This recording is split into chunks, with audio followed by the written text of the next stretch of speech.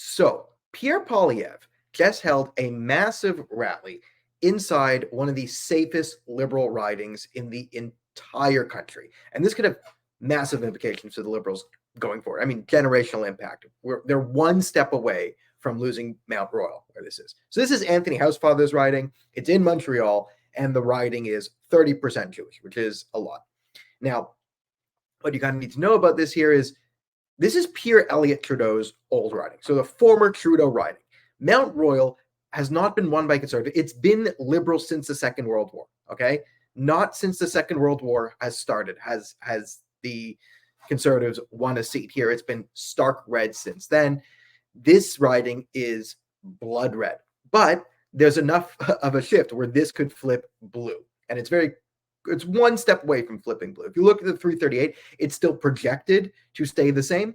But the problem with that is they're basing that off previous projections, and they don't have the fact. 338 doesn't take in fact that, again, 30% of the riding is Jewish, and the Liberals have basically declared that it's open season on Jews.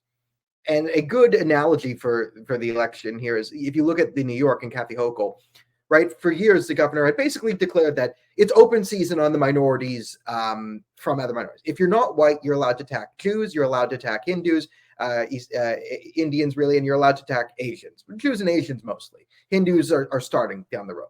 But what the left, I hate using this phrase, but generally in the intersectional worldview, what the left views as less successful minorities, the ones that need their help, they're allowed to attack with impunity what they believe to be the more successful minorities in intersectional leftist mumbo jumbo fantasy land. So because New York had basically said, okay, if you're not white, open season on the Jews and Asians, the Jews and Asians flipped on the Democrats for basic survival.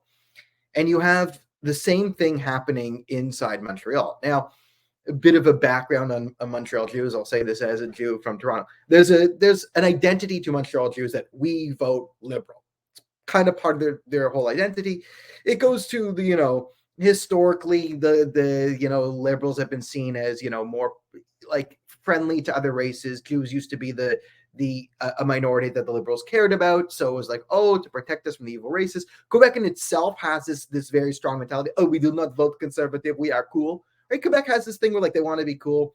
Put the Montreal-Toronto Jew rivalry is kind of like that, where the Montreal Jews are so feel like they need to prove they're we don't. It's like every other rivalry with Toronto and Canada. We're like, Toronto, and the Toronto's like, we don't care. We don't care. Hi, you're from Montreal. I don't care. That's nice. So it's me to be no, Toronto is like this. Montreal is better.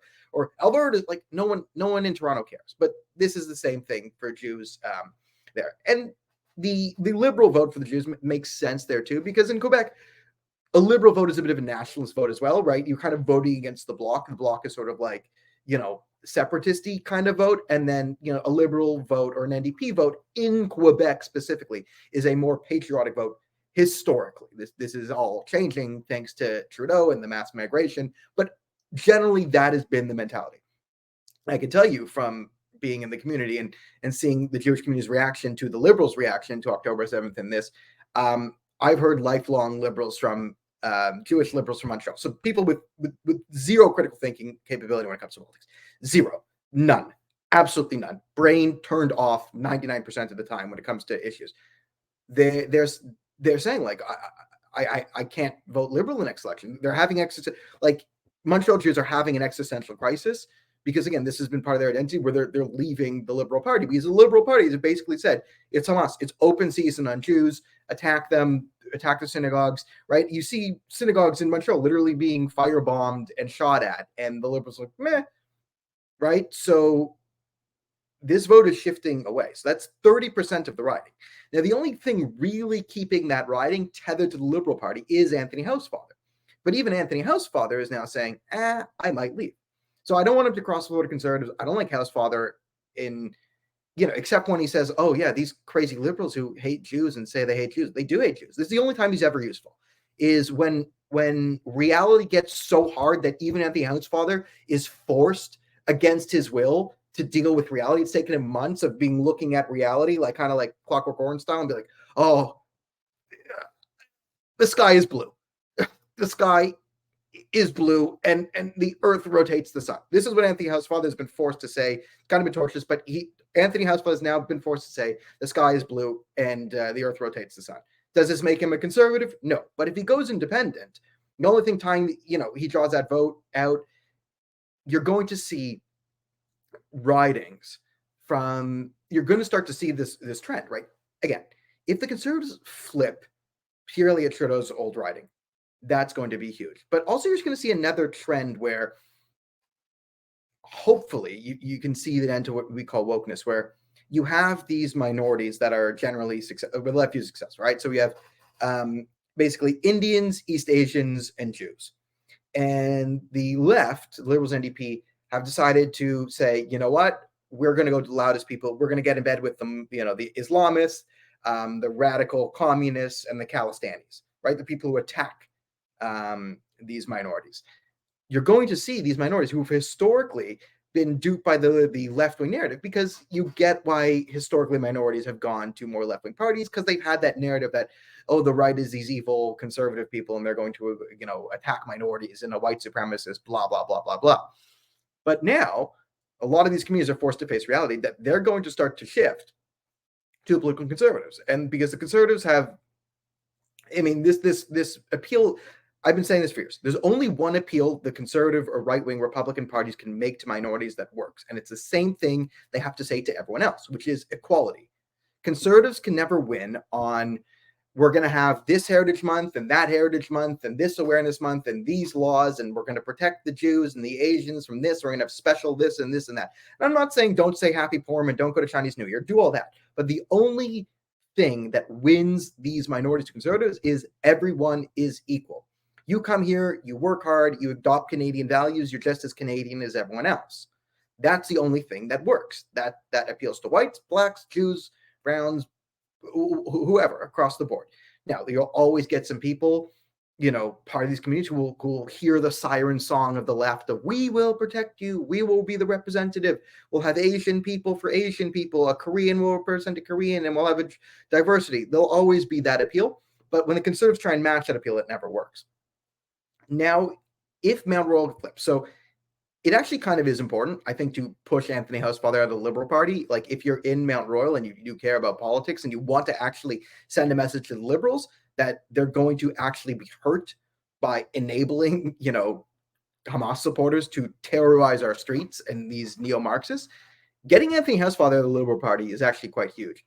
Because if the Liberals lose safe Liberal ridings, that really hurts the party. These ridings are very valuable internally, for internal political machinations and keeping everyone in line, right?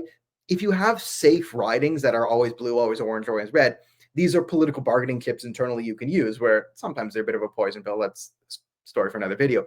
But you can give these ridings to people who sort of fall in line and people who don't. Like, these are sort of rewards that you can use to influence Canadian. But if you lose one of these, if you lose a leader's old riding, if that flips because of your policies, that makes every other safe Liberal riding less safe, and therefore reduces the bargaining chip value of safe Liberal ridings, which will hamper the political maneuvering of the Liberal Party. So that's a generational effect in deep politics.